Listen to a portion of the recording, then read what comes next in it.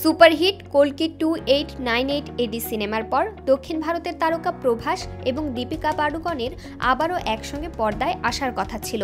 বর্তমান সময়ের আলোচিত পরিচালক সন্দীপ রেড্ডি ভাঙ্গার আসন্ন সিনেমা স্পিরিটে একসঙ্গে কাজ করার কথা ছিল তাদের, তবে সেই সিনেমা থেকে সরে দাঁড়িয়েছেন দীপিকা। সিনেমা থেকে সরে যাওয়ার পর সিনেমার গল্প ফাঁস করে দেওয়ার অভিযোগ এসেছে দীপিকার বিরুদ্ধে। দীপিকার না করার পর সন্দীপ তার সিনেমার নায়িকা হিসেবে বেছে নিয়েছিলেন তৃপ্তি ডিমরিকে। এই তথ্য অফিসিয়ালি সামনে আসার পর থেকেই নাকি সিনেমার বিভিন্ন গল্পের প্লট ফাঁস করে সিনেমা না করার কারণ হিসেবে জানিয়েছেন দীপিকা। ভারতীয় গণমাধ্যমের তথ্য অনুযায়ী সিনেমা সাইন করার মাত্র 20 দিনের মধ্যেই অতিরিক্ত ঘনিষ্ঠ দৃশ্য থাকার অভিযোগ তুলে সিনেমা ছাড়ার সিদ্ধান্ত নেন দীপিকা। পরিচালকের পক্ষ থেকে জানা যায়, দীপিকার চাহিদা অনেক বেশি ছিল। একের পর এক মন মর্জি মতো শর্ত জুড়ে দিচ্ছিলেন এই টপ অ্যাক্ট্রেস।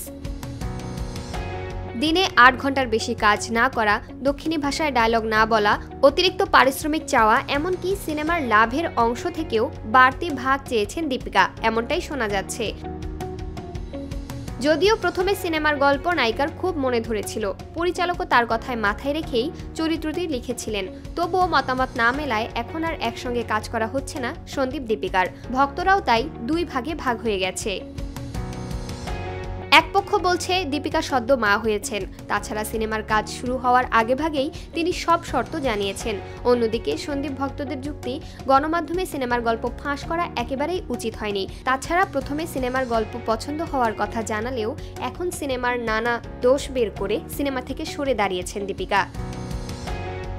অনেকে আবার প্রশ্ন তুলেছেন, দীপিকা ঠিক কি শর্ত তুলেছেন বা কেন সিনেমা ছাড়লেন, সেটাই বা কিভাবে বাইরে এলো। এতেও তো পরিচালকের পেশাদারিত্বের ঘাটতি দেখা যায়। যদিও নাম উল্লেখ না করে নিজের ক্ষোভ ঝেড়ে একটি বড় স্ট্যাটাস দিয়েছেন পরিচালক সন্দীপ, তবে দীপিকার পক্ষ থেকে এখনও কোনো প্রতিক্রিয়া আসেনি।